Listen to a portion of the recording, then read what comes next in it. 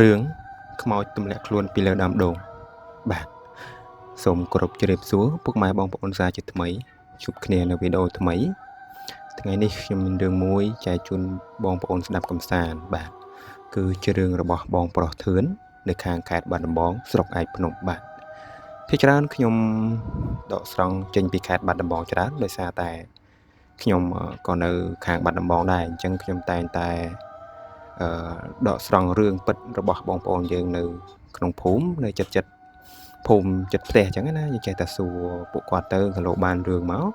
ចាស់ជូនបងប្អូនស្ដាប់កំសាន្តបាទពេលទំនេរអញ្ចឹងណាបាទអញ្ចឹងរឿងភាគច្រើនគឺចេញពីខេត្តបាត់ដំបងបាទដោយសារតែនៅក្នុង YouTube មិនទាន់មានបងប្អូនគាត់ចែករំលែកមកអញ្ចឹងទៅខ្ញុំស្វែងរករឿងនៅខ្លួនឯងបាទពីខេត្តបាត់ដំបងបាទអញ្ចឹងបើបងប្អូនណាមានរឿងរន្ធត់រឿងខ្មោចលងរឿងមន្តអាគមផ្លូវងឹតអីអាចចែករំលែកបាននៅក្នុង YouTube របស់ខ្ញុំបាទបងប្អូនអាច comment ខាងក្រោមឬក៏ comment ជាលេខទូរស័ព្ទ Telegram អីមកខ្ញុំនឹងតាក់ទងទៅបាទដើម្បីបានរឿងយកមកសម្រាប់ជូនបងប្អូនស្ដាប់ចឹងណាបាទអញ្ចឹងតាក់ទងនឹងរឿងខ្មោចទម្លាក់ខ្លួនពីលើដើមដូងនេះជារឿងរបស់បងប្រុសធឿនបាទបើនិយាយទៅរឿងវាមានច្រើនរឿងរបស់គាត់ណាតែចាប់យកតែ3រឿងដែលថាទំនងយកមកសម្រាប់ជូនដល់បងប្អូនស្ដាប់កំសាន្តអញ្ចឹងណាបាទអញ្ចឹងដើម្បីដឹងខ្លឹមសារដើម្បីយល់ពីសាច់រឿងទៅជាយ៉ាងណាក៏សូមអនុញ្ញាតចូលក្នុងសាច់រឿងតែម្ដងហើយក៏សូមឲ្យបងប្អូនជួយចុច Subscribe ឲ្យខ្ញុំផងបាទដើម្បីជាកម្លាំងចិត្តក្នុងការផលិតវីដេអូជាបន្តបាទអញ្ចឹងយើងសូមចូលសាច់រឿងតែម្ដងទៅបាទអញ្ចឹងសាច់រឿងរបស់គាត់នេះគឺខ្ញុំនិទានពីដើមតងអាចថារៀងវែងឆ្ងាយតិចដែរប៉ុន្តែខ្ញុំនឹងព្យាយាមសង្ខេបជូនទេបាទអញ្ចឹងបងប្រុសធឿនគឺគាត់រស់នៅក្នុងភូមិហ្នឹងហើយគាត់ប្រកបមុខរបរជាធ្វើសំណង់ធ្វើសន្តិសុខដូចថាស៊ីឈ្នួលគេបន្តិចបន្តួចគ្រាន់ចាំជីវិតចឹងណាបាទហើយគាត់នៅផ្ទះហ្នឹងគាត់មានម្ដាយចាស់ម្នាក់ហើយបងប្អូនគាត់5នាក់ប៉ុន្តែគាត់មានគ្រួសារខ្លះទៅខ្លះក៏បែកទៅធ្វើឆ្ងាយចឹងទៅគឺនៅតែគាត់ទេដែលនៅមើលថែម្ដាយបាទហើយម្ដាយគាត់ឥឡូវនេះថ្មីដែរទេប្រហែលជាប្រហែល1ខែ2ខែមុនគឺគាត់លាចាកលោកបាត់ទៅហើយបាទនឹងចូលរួមសោកស្ដាយដែរហើយតកតងនឹងម្ដាយរបស់គាត់ក៏មានរឿងរន្ធត់ខ្លះដែរតកតងនឹងគាត់ទម្លាប់ធ្វើជាប្រចាំហើយគាត់ធ្វើឲ្យអ្នកចិត្តខាងឮអ្នកចិត្តខាងឃើញបាទអញ្ចឹងសាច់រឿងគាត់គឺមាន3បាទអញ្ចឹងខ្ញុំនឹងនិទានជូនតែម្ដងទៅរឿងទី1ហ្នឹងដែលជារឿងខ្មោចទម្លាក់ខ្លួនពីលើដើមដូងហ្នឹងគាត់ថាកាលគាត់នៅក្មេងបាទគាត់នៅក្មេងគាត់កំឡុងឆ្នាំក្រោមកៅណាសេរីកៅជាងឯហ្នឹងឯងបាទកាលនឹងព្រៃវានៅច្រើនបាទព្រៃនៅច្រើនមានដើមដូងមានដើមខ្នុរដើមស្វាយធំអញ្ចឹងណាបាទហើយក្នុងភូមិហ្នឹងតែងតែមានជួបខ្មោចលងជារឿយដែរដោយសារតែនៅក្នុងភូមិដែលមានព្រៃស្ដុកហ្នឹងគឺតែងតែមានហើយពួកមនុស្សពួកអ្នកតារុក្ខអរិយអីហ្នឹងនៅតាមដើមឈើតាមដើមពិលតាមអីធំហ្នឹងគឺមានហើយអត់ទេហើយតកតងនឹងផ្ទះចាស់ដែលម្ចាស់តែនៅធ្វើការឆ្ងាយមិនសូវបានមកថែទាំយូរមកម្ដងខ្លះឆ្នាំមួយឆ្នាំអីក៏តែងតែជួបរឿងរន្ធត់តែងតែជួបរឿងបន្លាចពីពួកអស់នឹងដែរបាទខ្លះទៅក៏មិនអីតែភាគច្រើនគឺផ្ទះអញ្ចឹងភាគច្រើនគឺតែងតែមានហើយតែអត់មានមនុស្សនៅគ្មានអ្នកថែរក្សាគឺដឹងតែមានហើយអញ្ចឹងបានថាដូចថាបងប្អូនខ្លះផ្ទះគាត់អត់នៅអញ្ចឹងគាត់រើតបូលបាទគាត់រើតបូលរើអីទៅពួកនឹងហ៊ាននៅសាអីពេលថ្ងៃឡើងអត់មានកន្លែងជ្រកទេអញ្ចឹងពលឺថ្ងៃចូលពួកនឹងអត់ហ៊ាននៅទេបាទអញ្ចឹងបានថាផ្ទះខ្លះគេរើតបូលចេញទុកតែតួផ្ទះទេបើសិនជាអត់មានអ្នកនៅណាអញ្ចឹងក៏មួយយ៉ាងដែរបើសិនជាយើងរើតបូលទៅវាមានតែធលីដីសម្បីតែពីពីងក៏មិននៅដែរបាទដោយសារក្តៅបាទអញ្ចឹងគាត់ថាពីដើមឡើយគឺគាត់តែងតែដើរលេងបាទគាត់ដើរលេងតាមភូមិទៅផ្ទះមិត្តភ័ក្តិទៅមើលរឿងអី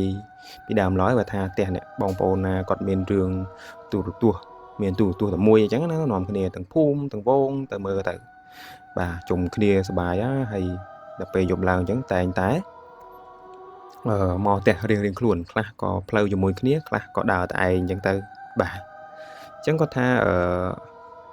គាត់អត់ដែរខ្មោចលងទេបាទហើយអញ្ចឹងគាត់ទៅមើលរឿងបាទគាត់ទៅមើលរឿងជាប្រចាំអញ្ចឹងណាប៉ុន្តែអត់ដែរអីទេស្រាប់តែគាត់ទៅមើលរឿងថ្ងៃមួយហ្នឹងគាត់ទៅមើលរឿងជ្រុលដែរយប់ប្រហែលគាត់ថាម៉ោង10កាលហ្នឹងគាត់នេះទេគាត់ដើរមកផ្ទះវិញល្ងិតអញ្ចឹងណាងើយមើលតែមេឃទេផ្លូវមើលអត់ឃើញទេបាទដល់ពេលអញ្ចឹងទៅគាត់មានពិលមួយអាពិលយើងសេរីចាស់ណាថាមានដែកអញ្ចឹងទៅឲ្យដាក់ថ្មដំរីឃីវបាទគាត់មានពិលហ្នឹងគាត់ដើរកាន់មកផ្ទះវិញ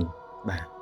ហើយតាមផ្លូវហ្នឹងគឺមានដើមដូងមានដើមស្លាមានដើមឈើធំដើមព្រីងអីអញ្ចឹងណាបាទអញ្ចឹងក៏ដើរមកវិញទៅស្រាប់តែដល់កន្លែងដើមដូងថាលោកសូនទៅឌុកដូចមនុស្សធ្លាក់ពីលើដើមដូងអញ្ចឹងណាបាទលោកសូនទៅឌុកមកអញ្ចឹងទៅក៏គាត់ជួលពិលទៅមើលអត់ឃើញទេស្អីក៏មិនឃើញផ្លែដូងក៏មិនឃើញដល់ពេលអញ្ចឹងគាត់រៀងចាប់អារម្មណ៍ដែរតែក៏គាត់មកដែរគាត់ដើរពហុទៅប្រហែលជា 2-3 ចាហ៊ានឬសូធ្លាក់ទៀតទៅបុកទៀតបាទធ្លាក់មកឬសូដូចមនុស្សធ្លាក់អញ្ចឹងសូដួកអញ្ចឹងណាបងប្អូនធ្លាប់ឮមនុស្សធ្លាក់លើដើមឈើ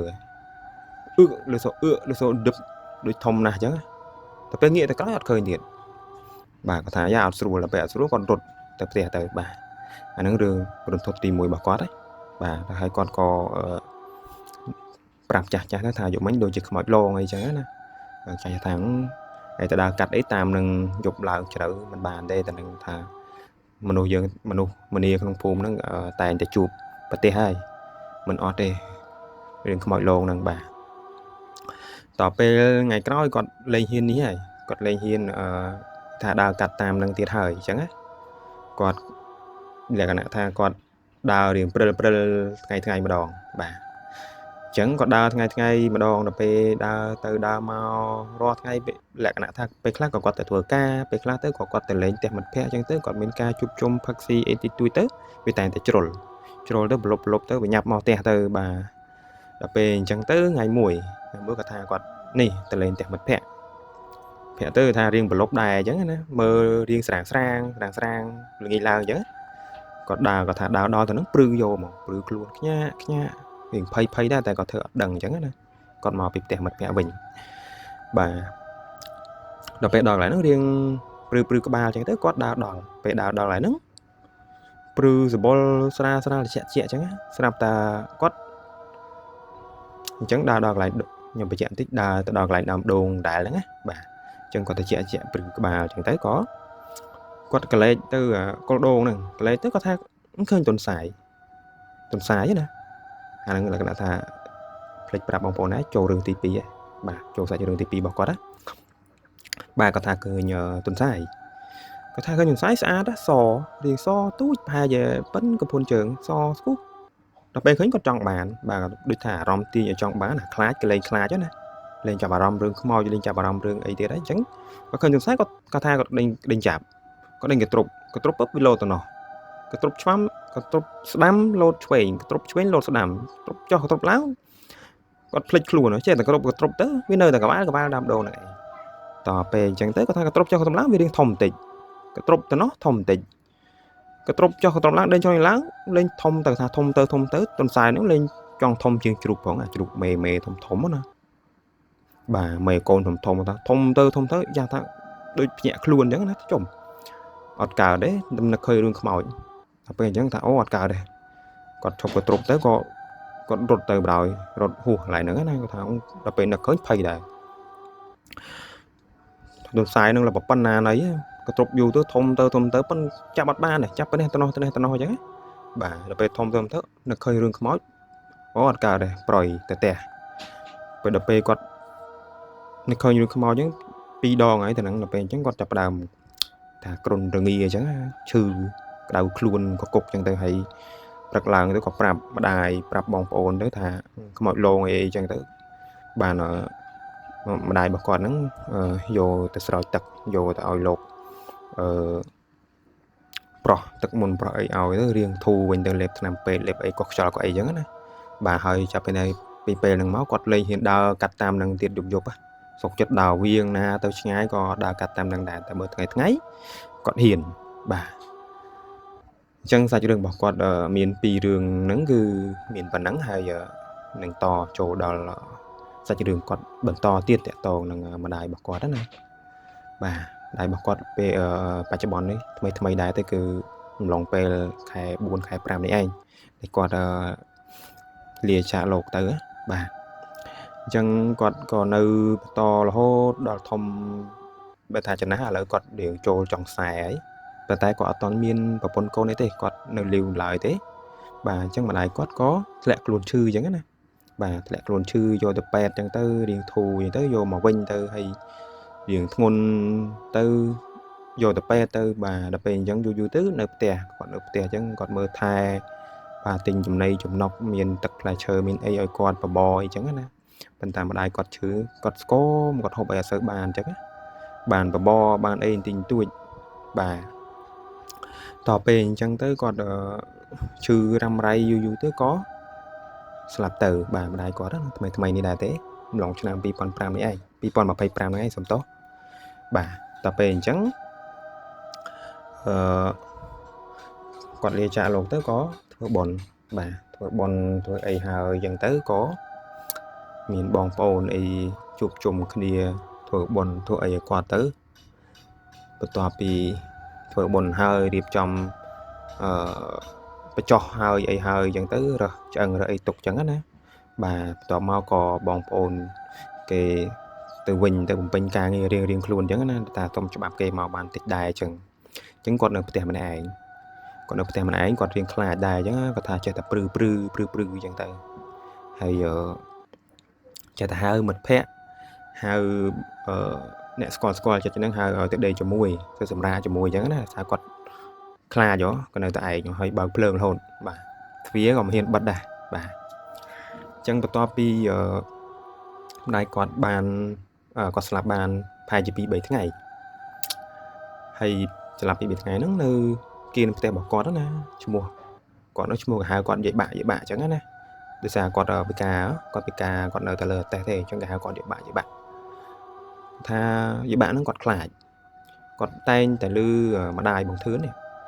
chưa tụm lò bỏ con đó nè bỏ tè chẳng nó pe